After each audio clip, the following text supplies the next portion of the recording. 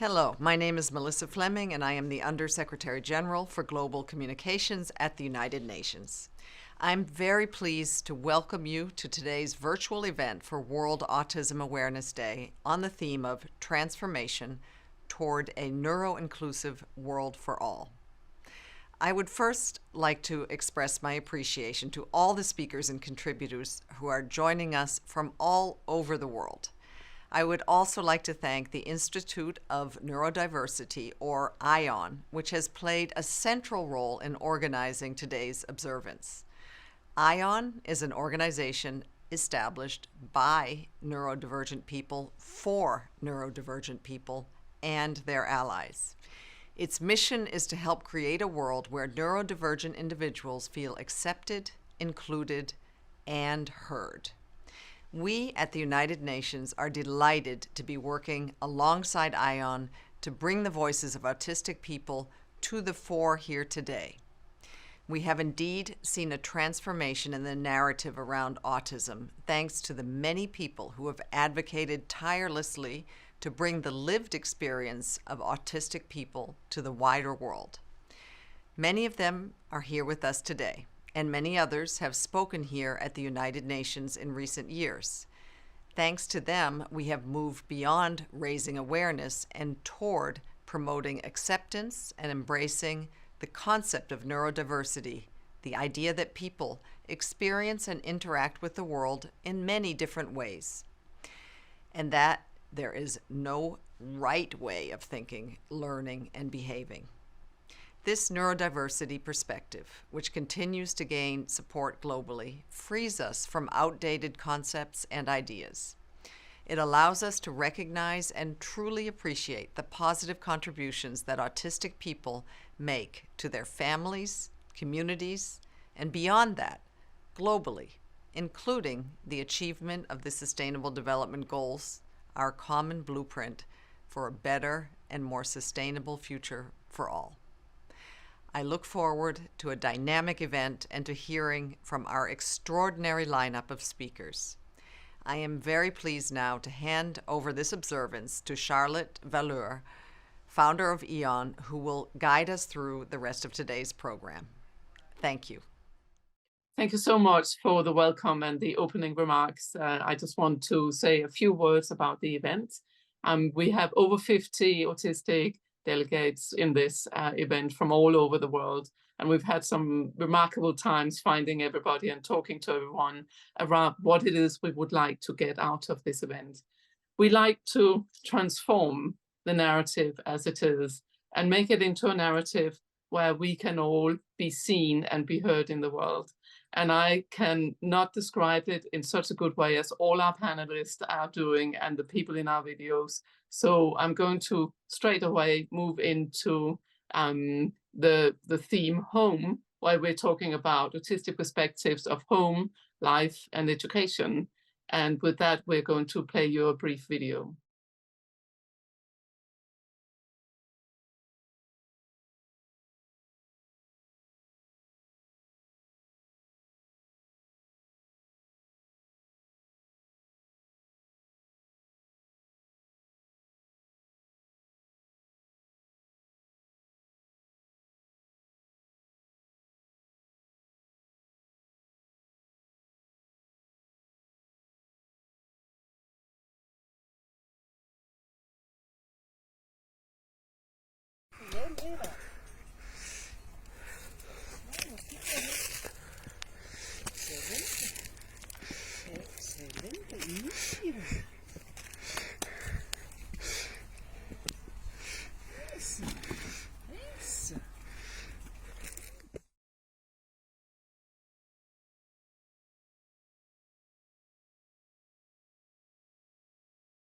Hi, Catherine Guimard. So happy to be here.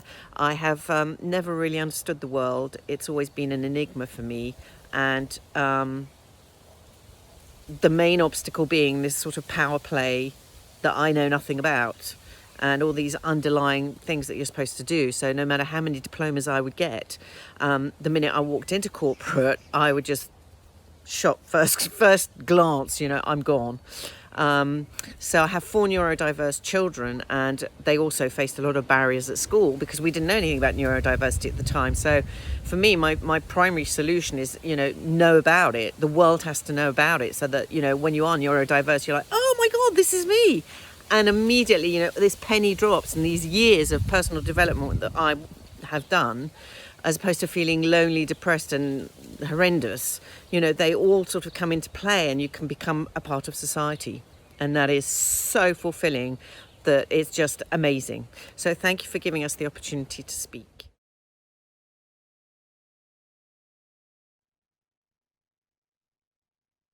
I am a blogger and an author who loves to spin a rich tapestry of tales about humanity's never say die spirit that makes the quintessential boy or girl next door a superhero.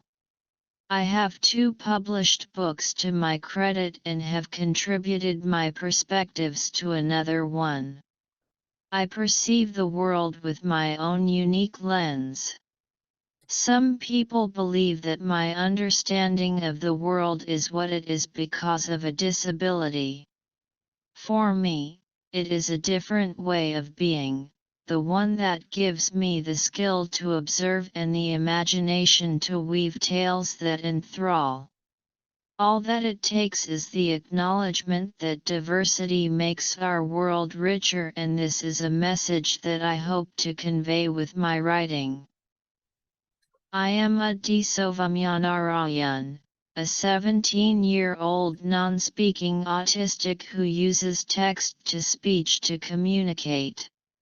Did that non-speaking bit grab your attention and make you wonder about the author part?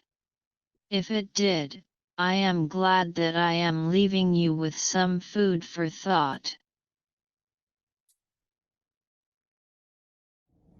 Hi, my name is Robin Rosigno, and I'm an autistic activist, educator, and scholar. I contribute to the world through my scholarship, through my public speaking, through my advocacy work, and in my own home through my parenting of my autistic child. One of the struggles that autistic children face is the routine use of restraint and seclusion, as well as other abusive and coercive strategies within educational spaces. A lot of this is tied to a global autism industrial complex that seeks to make profits off of remediating autistic people. I think that in the future, one of the things that people can do to support the autistic community is to reject educational strategies and goals that really seek to normalize autistic children, as opposed to meeting autistic children where they are and allowing them to grow and thrive in their uniquely autistic ways. Thank you. Wasn't that just a great video? And now it's time to move on to the keynote. Professor Amanda Kirby is going to talk to us, followed by a great panel of people from around the world talking about their home and life experiences. My name is Professor Amanda Kirby. Thank you so much for inviting me to speak. I want to tell you a little bit about my background, that I come from a neurodivergent family, children, grandchildren, and worked in the field of neurodiversity for the past 30 years. Run a clinical centre, written 10 books, hundreds of research papers, and I'm a medical doctor. So I'm a bit of an oddball because I travel through different parts of society. I also work in education and in employment as well, and I'm a CEO of a Tech for Good company. So what is neurodiversity? Well, it's the way we think, move, act, process information, communicate differently. We're all neurodiverse, and that's what's so important. We've got 84 billion brain cells connected in different ways. Society sets us up as neurotypical or neurodivergent because of the barriers we put in place for people to succeed. Some people have positive spiky profiles with strengths in some areas, but may not be able to show those in a traditional educational setting, may not be able to get into employment because of the barriers in recruitment and retention. The challenges we have sometimes are in ourselves individually. We may have visual impairment or hearing impairment, but the impact is that society can disable us. So the balls we have in our bucket really are dependent on the type of cognitive profile we've got. The reality is some cognitive profiles get more highlight and focus on them than others. So dyslexia and autism may be better known, perhaps, than conditions like developmental language disorder or ADHD, even though that they're very prevalent in populations. So your profile allows you to get a diagnosis or not. And until relatively recently, we were working on a bad enough principle. You need to be bad enough in a certain area to get this label, this diagnosis. Unfortunately, when you have the wrong cognitive profile that other people don't recognize or know, you get nothing. So this all or nothing approach and this diagnostic threshold of you have it or not doesn't seem to work because it fails so many people who are sub-threshold, who don't have that classic pattern. And in fact, in justice, we see often the picture of people in prisons who have cognitive diversity, but is not being addressed because of adversity. So very few people are just one thing. Our brains are not in those little boxes separated out because they overlap. All these conditions overlap frequently and often, even though when we describe somebody who's on the autism spectrum or who's autistic in that way, very few people are just autistic or just on the autism spectrum. The same goes for dyspraxia, ADHD. It doesn't matter where we start, we see this intersection. We're starting, which is so positive, to flip the narrative, to look at the strengths and capabilities, because we're saying there must be a really good reason for us to maintain these spikes in society. Like biodiversity, our cognitive diversity comes with benefits, but society creates some challenges. Two people with the same diagnosis are going to be really different people, and we can't do dyslexic people get this and ADHD people get that. It just won't work. And not everyone comes with a diagnosis or label. We may be fortunate in some countries to have diagnostic pathways, but in others, nothing at all. Even those, when they are developed, we've got long waiting lists. We also see females coming forward now where we kept missing them, misdiagnosing them or misunderstanding them because of their presentation as well. So we've got to be careful about assuming that people, children, adults will be identified and the support needs met. Because we keep thinking that, but society set up for this middle ground of people who can access services, who are literate, who are motivated, and denies those support to those who are outside the bell curve. Each one of us is going to have a unique spiky profile. Each one of us is going to have strengths as well as challenges. And when you pick up on the strengths and address the challenges, not deny them, but focus on them, look at what the barriers are, we can really make progress. The environment we're in can make us thrive or not survive, like the polar bear that can survive in cold conditions and the camel that can survive in hot conditions. You swap those animals around and they will die. And this is like our children and adults. If we put them in the wrong setting, they cannot thrive. This is really important. The other thing is that our brains change over time. This is not like, this is who you are today. I'm very different to the person I was 50 years ago. Developmental changes, we've got acquired changes like brain trauma. You can experience positive and negative things that are going on in your life, and your self-esteem and confidence can affect your ability to try and gain those skills because you might have had bad responses in the past. You might have suffered trauma.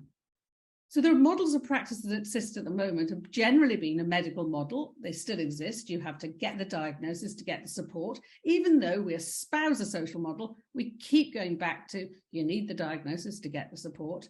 But when we start to think of a biopsychosocial model, we open up what are the other things in society that can be impacting on success or failure for that individual.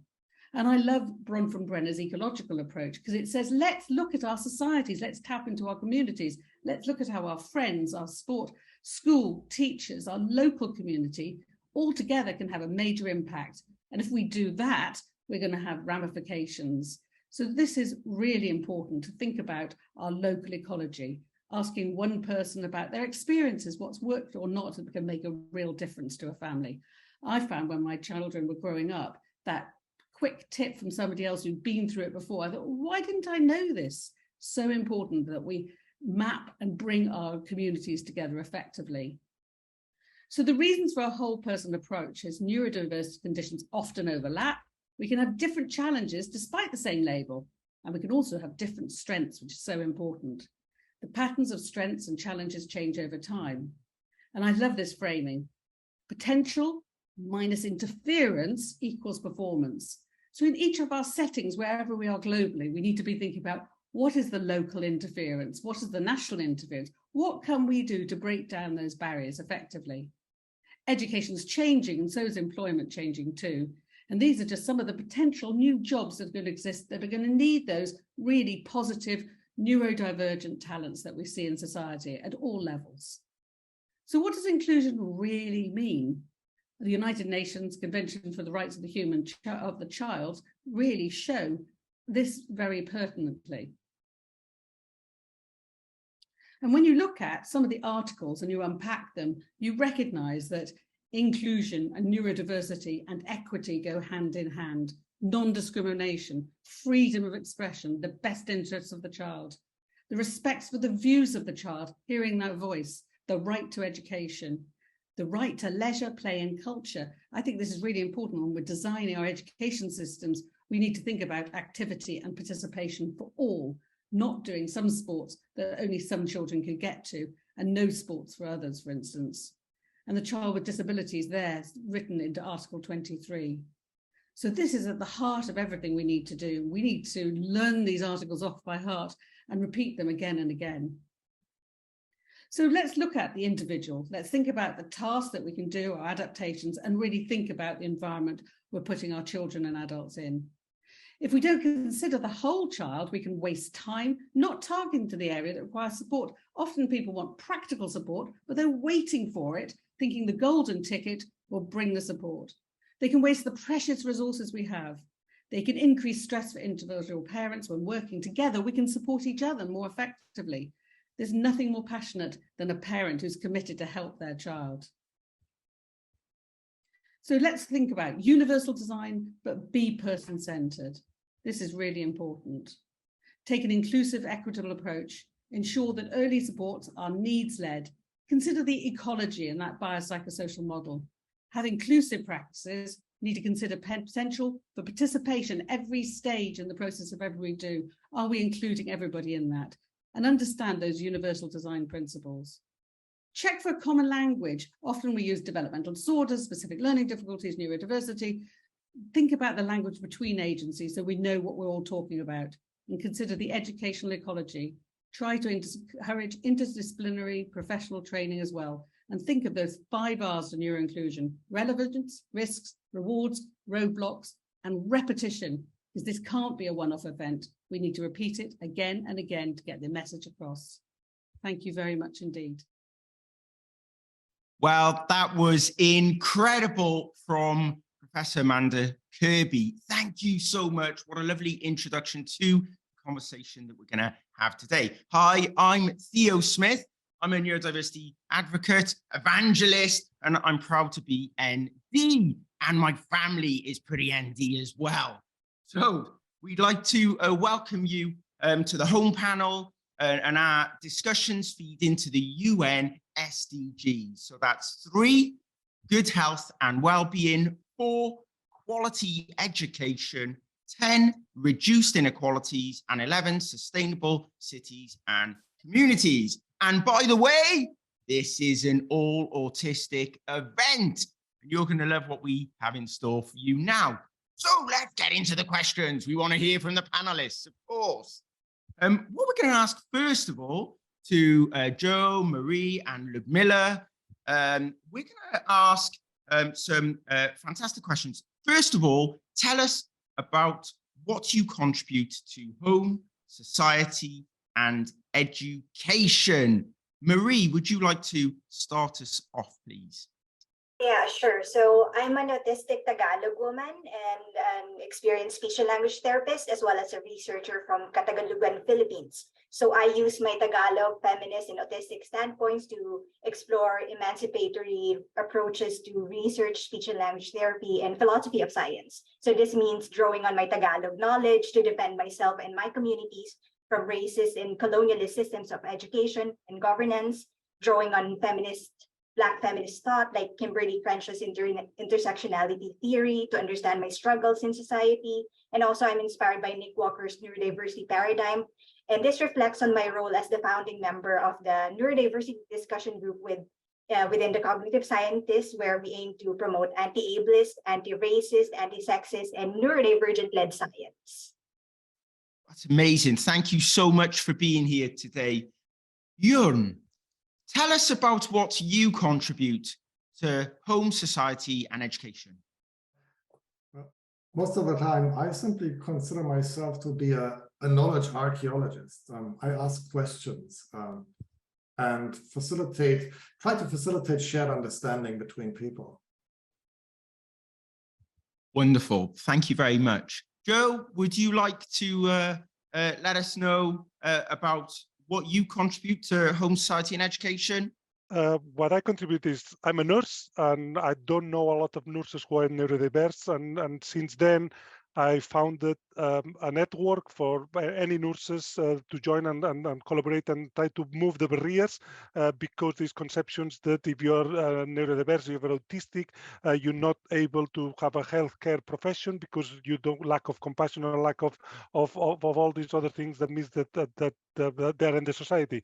And I'm trying to meet both all that and lead by example and show that if you're autistic, you can be as compassionate as a good nurse, and you can be any profession you want to be if you have the reasonable adjustments and you have an education that supports you all the way through. That's wonderful. Thank you so much, Joe. And Ludmila, would you like to share with us about what you contribute to home, society, and education? Well, I try to contribute now by educating graduate students for how to create better workplaces. I'm professor in industrial organizational psychology, and for the last several years, I've been doing a lot of research specifically about neurodiversity and how it plays in the workplace, but then in general, how it shapes our lives.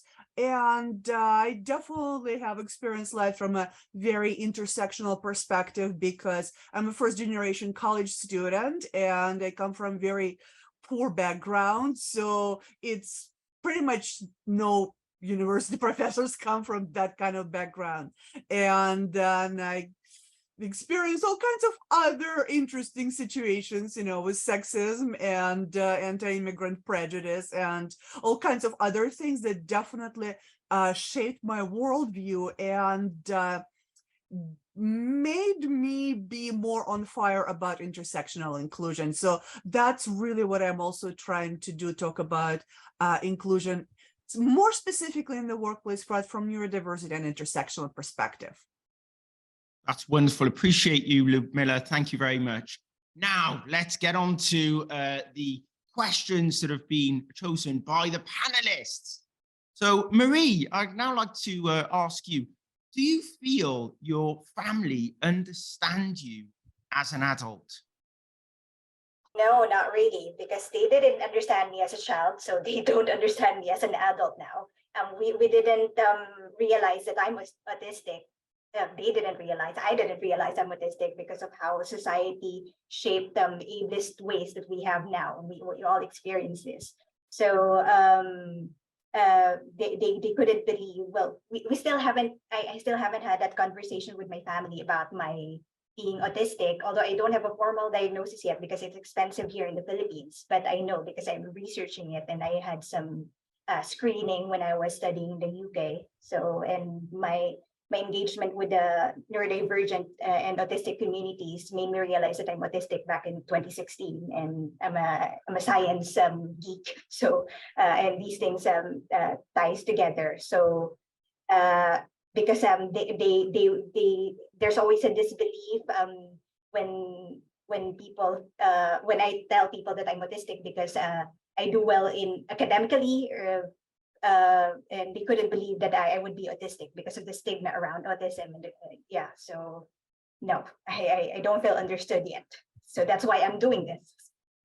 Thank you so much. And thank you for calling out the challenges with gaining access to a diagnosis, which is a global challenge, but significantly, I understand the challenge for you. And I think that needs to be called out, that people need to understand for us to be able to have the label that we can identify with. Sometimes that's a huge struggle in itself. Thank you so much.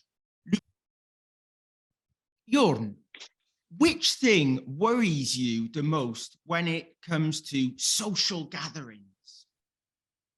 In any social interaction, what worries me most is that we live in a society where nearly all interactions that we have, and also actually all relationships that we have, are powered up. There are power gradients involved. So that's extremely worrying. It shouldn't be the case. Thank you. Joe, how has school affected the rest of your life? How has it impacted the rest of your life? Have a tremendous impact. I know I've been diagnosed also later stage of my life, but I always knew that I was different. And the teachers knew that I was different. What they were trying to do is also for me to comply and to try to fit me on a box. And I always had a lot of questions and everything. And I still remember when I was 15, my tutor of that year, when he was interviewing parents and everything about what career we want to do.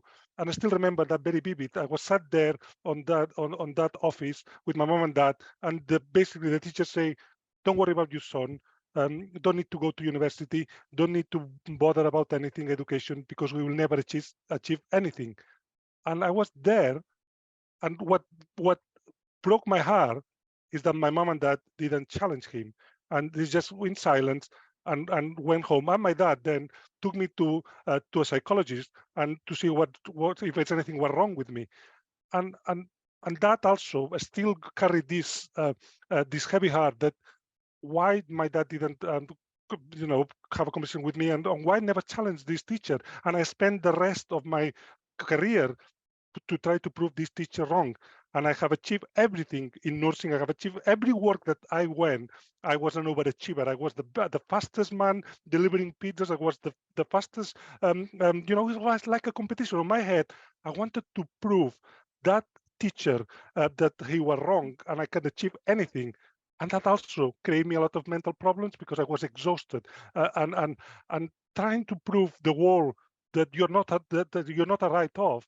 Also, it took me like 30 years to have a balance and to know that I don't need to prove anybody anything, and I'm who I am, and I have my good things and bad things like anybody else, and I don't need to try to overachieve to show the world that that I'm worthy. I am worthy for who I am. But it took me, as I say, nearly 30 years since that meeting that I have with that teacher. Thank you so much, Joe. And I think that shared experience, in some way, shape or form, we can all feel that. But I mean, huge congratulations on the incredible work that you do and have done.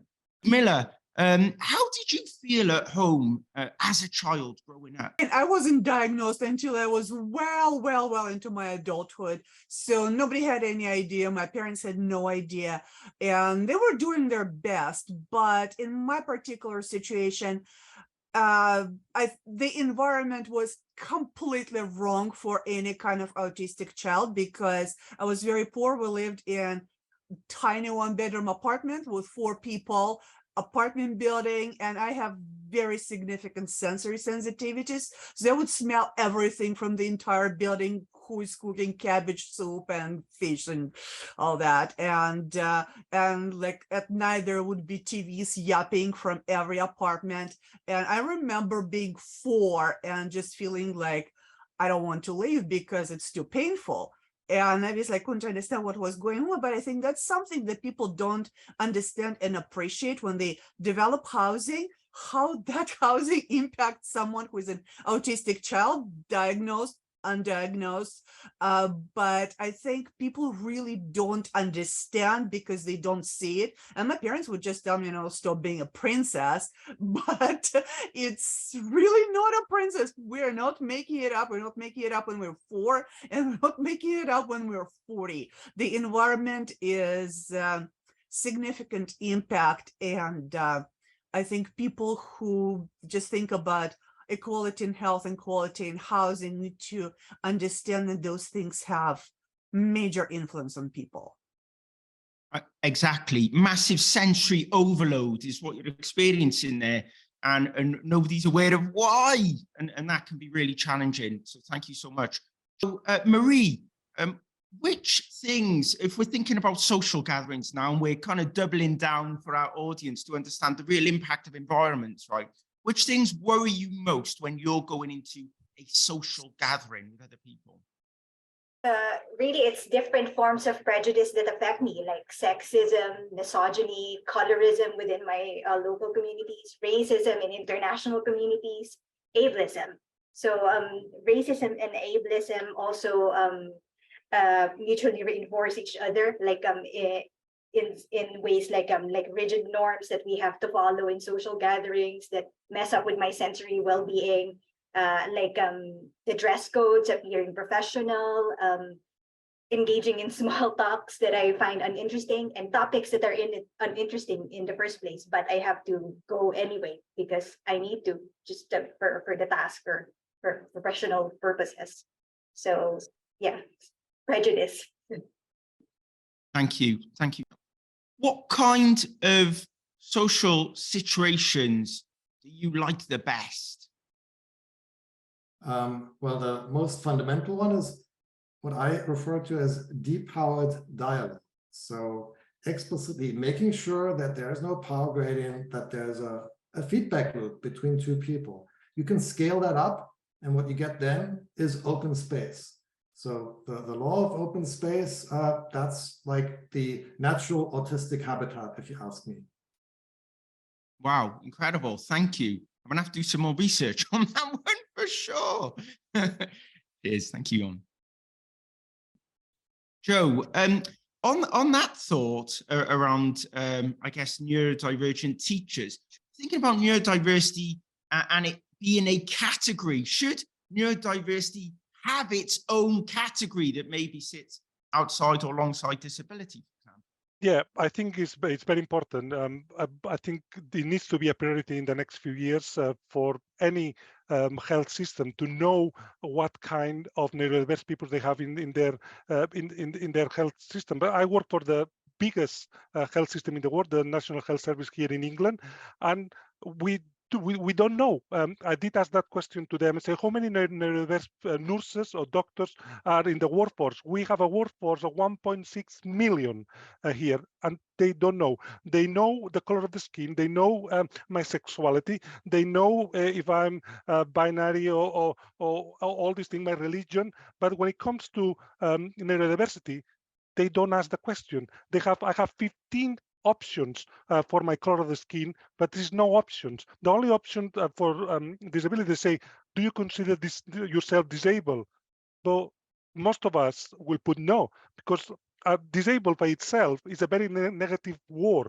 And I have a lot of abilities. I have a lot of things that maybe I'm a struggle, but like any other people, I don't consider myself disabled, and I want to be seen by my abilities, not my disabilities. And if they have the question, instead of saying, are you disabled? If they put, do you have ADHD or do you have dyslexia? Are you autistic? Then I will ask. And for me, it's more important for an employer to know how can they put reasonable adjustments and make sure that everybody can fulfill their potential than know who I'm going to bed at night or where I'm going, if I'm going to pray in a church on a Sunday or on a Friday. It should be a priority number one to know what kind of neurodiverse workforce each one we have in any health systems or any employer in the world. Brilliant, thank you. So it's as important, right? That's what we're saying. It's as important. It's not less important. It shouldn't be ignored. Yeah. Sharing that. And Ludmila, do you think there should be more neurodivergent teachers and that we should, I guess, enable them to have a voice as well? Well, yes and no. It's a tricky question because teaching in most countries that I'm aware of is a very brutal occupation. And many teachers don't have control over what they do. They're overloaded. And many teachers experience their workplaces as very high burnout. And in the States right now, there's huge teacher turnover, for example. And I know it's not just in the States. So there should be more neurodivergent teachers. Neurodivergent teachers should also be better supported. But what I think is really needed is more neurodivergent people on higher level of decision-making about education, because the way education is structured, teachers don't have very much authority over that. And I think there needs to be more neurodivergent voices in people who decide on the curriculum that's taught to children everywhere, and the amount of flexibility people have, and amount of flexibility teachers have, because when teacher has to teach the curriculum and somebody can come up any minute and make sure you're at that point at your curriculum, whether or not kids are asking questions, that doesn't make any sense. So I think there needs to be more neurodivergent input about all the different ways in which education can work that could improve situations for students, but also for teachers. And obviously, I come to it from a college professor perspective, so I do have a little bit more flexibility as school teachers, but I do know that it's a very brutal job in most situations. And I think we just need to improve schools for everyone, for schools, for teachers, for kids, and enable teachers to do what they do best, including neurodivergent teachers, to be able to be who they are. Great, thank you. Marie, what universal changes should we be making to the education system that would benefit autistic students? So I think it's really to abandon these imaginary notions of normality and all forms of standardization that oppresses autistic people and the wider neurodivergent community, because that influences what teachers teach in school, in the curriculum as well. And also, I think the education sector needs to do more work on genuinely respecting autistic students' agency and not seeing autistic students as the problem. But educators need to do their part in abandoning the aidless and coercive ways that they do, such as, ABA, applied behavior analysis, coercion, seclusion, restraint that harm and even kill most of, sadly, autistic people who are forced to undergo these conversion therapies and coercive practices. So that's one major, those are the things that I would like to see. Yeah. Thank you so much. Very important indeed. Yun, how do you manage your social ecosystem, which I imagine has transformed significantly over the last few years for all of us? Well, I need an island of safety, of autistic people around me, where all interactions and all relationships are depowered, and I actively minimize my presence at the interface to the rest of society, which you can conceptualize like a cell membrane, right? I can only spend so much time there. Yeah, absolutely. I feel that. We need to do that in the education system. Appreciate that for sure. So thank you so much. Joe, a myth buster here, I guess. Can you be autistic and have compassion and empathy? Yeah, that's the answer. Absolutely. I'm a nurse, and I can show compassion and empathy. I've been a nurse for nearly 30 years, and during all my career, I had no complaint from many of my patients or my colleagues for my lack of empathy. The only thing I have is I process feelings in a different way, and sometimes I'm not able to release these feelings, and I'm like a sponge, and I can show sometimes overcompensate and show more empathy and go a bit the extra mile to make sure that that patient get what they need and everything. I always say, I remember as a nurse, I used to break a lot of rules, but I always have one thing. I remember one of my initial mentors when I was a nurse told me, if it's right for the patient, don't worry about the rules, do it. And for the following 30 years, that's what I've been doing. And I want to break that myth. We have feelings. I'm able to love people. I'm able to to have these compassions and everything. And I may show it on a different way, and that's why people sometimes get confused or not. But I also I had a lot of overload sensory. Sometimes I need to shoot down myself, and I need to be a step backwards and take some time out. Doesn't mean that because I need to recharge, doesn't mean that suddenly I'm not compassionate or anything. It's just the way that my body works is very, it goes a bit of influx. That's why, but the answer is absolutely. I'm probably very compassionate and I have a lot of empathy. And if you don't look after yourself first, Yeah. how can you look after others? You know, Exactly. that is the reality. Wonderful. Thank you so much. And Ludmila, how did you feel in the education system and at school? How did it make you feel? Well, I am a very much of a spiky profile person.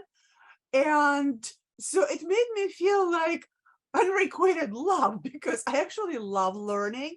I enjoy it. And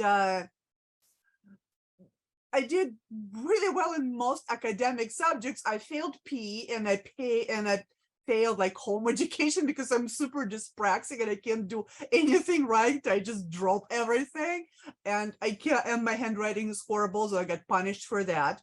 But on the other hand, I was reading college textbooks when I was in 2nd grade. So they had no idea what to do with me. So basically I just sat there, read my like other books and got bullied the entire time. And they wouldn't move me. There was no flexibility. And then they just kind of figured that, oh, we'll just use her as a substitute teacher whenever a teacher is sick. So I spent most of my schooling like teaching random subjects when some teacher was sick, and getting bullied the rest of it, because that's really what I most remember. Just the social environment of school was kind of horrible, and my intelligence was just not seen because my handwriting was bad and because I couldn't throw a ball right.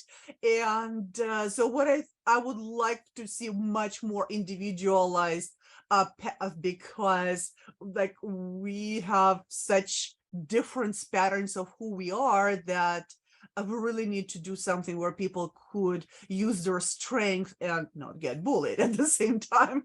As I keep repeating, it's one thing, but it's really not funny what schools are, I think, for kids in general, but for kids who don't fit whatever the average is. And I really didn't fit average on anything. I was really good at some things and really, really bad at other things. And that just never works really well whenever you are in any kind of setting, but especially at school, because they really do try to standardize kids. So there's definitely a lot more work to do where we could see the strength and allow people to develop those strengths and not try to torture someone in, good handwriting that they're just never going to have, because that's not who they are. Yes, exactly. I still can't write with a pen properly or spell. So, I'm old enough now. I accept I'm not going to learn that, maybe. Okay. This has been incredible. So now we get on to what is your top solution to make autistic people's lives better? And Maria, if I could come to you on that question first, please.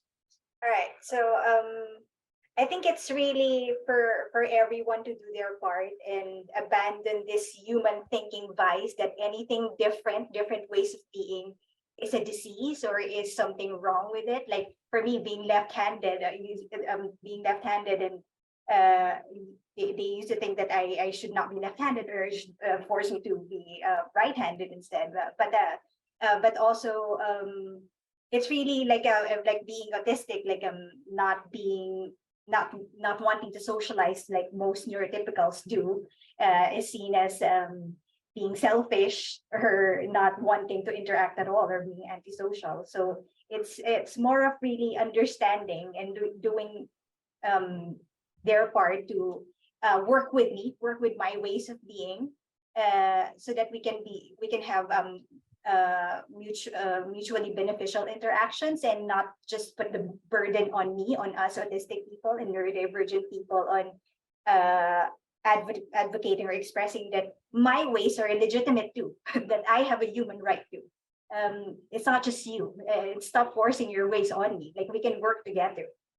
Interaction, living is not just about a one way of living. So we interact, we're interdependent. So I don't know if that's too broad, but yeah. Stop pathologizing different. Thank you so much. Finally, Jorn, final question for you to answer. What is your top solution to make autistic people's lives better? Well, it summarizes, I guess, what I've already just said. We have to depower all interactions and all relationships. One way to look at that is to recognize that we live in a hypernormative society, and that's the fundamental ill. Thank you so much. Something great to think about. And Joe, what is your top solution to make autistic people's lives better? Mine is quite simple. Stop looking for my struggles and start looking for my abilities. I have struggles like anybody else, but as soon as I say I'm autistic, people think that I have a lot of limitations. I may have in some aspects, but in other aspects, I'm absolutely amazing. Stop. My focus should be what I can do, not what I'm struggling with. And also, but stop trying to put me in a box. What works for me is different. What works for Marie or for Ludmila or for yourself. Just ask me, how can I help you? What's your environment? What can I do to make sure that you can fulfill your potential? I know what worked for me. Everybody in this panel know what's best for them. Why the people are obsessed and trying to force solutions without asking us? It's very easy. Stop looking for my struggles and start asking me questions how they can support me better. Excellent, thank you. And Ludmila, what is your top solution to make autistic people's lives better? Well, it's hard to come up with just one, but I would love to see more autistic people in leadership in all areas of society. And I would love to see less stigma so that people who are in those places of leadership would actually be able to disclose, because we do know that there are more people than we know about, because let's be honest, you are going to disclose, you are going to experience a lot of discrimination. So I would like to have mechanism in the society to both enable autistic people to move to various leadership and decision-making roles and to have more of the voice at the same time, which is kind of a part of the same cycle. I want to see less stigma that will allow people to declare that they're autistic. Wonderful, thank you so much. So I'd just like to bring this to a close. What an incredible session. I want to thank the panelists. You have to appreciate how difficult it is to come forwards, to step forwards and to share your experiences, because there is still stigma, right? There is still a lot of challenges around health, mental health and well-being, experiencing what we have experienced and thinking it from it as a dad's perspective as well. It's tough for parents out there across the globe because of the lack of support and help through the education system, through life in general, and because the stigma we are still facing. So again, thank you so much to the panelists for being involved. We value you, we appreciate you, and please do something with the information that you heard about today. Thank you so much for joining us.